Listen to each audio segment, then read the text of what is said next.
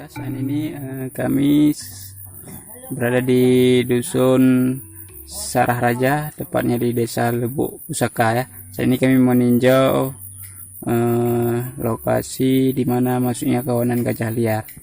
Ya, di sini yang masih tersisa hanya beberapa kotoran gajah yang memang sudah agak lama.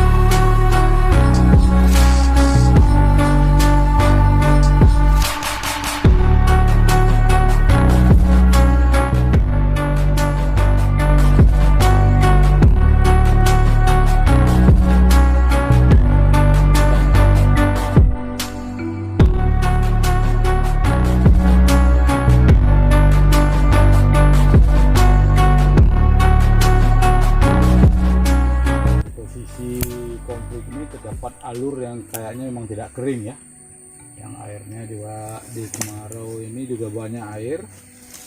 Nah, jadi gajah begitu posisi haus ingin cari air, nah ke alur-alur gini, ke alur ini untuk ya jangan gajahnya jangan dehidrasi gitu, jadi dia mencari sumber air gitu. Untuk ngopi dia, ngopi, wah bersenang-senang deh. Sementara malam insya Allah dia kalau mendapat sumber air yang lain dia bakal pindah, tapi kalau enggak dia tetap bertahan di sini. Luar biasa.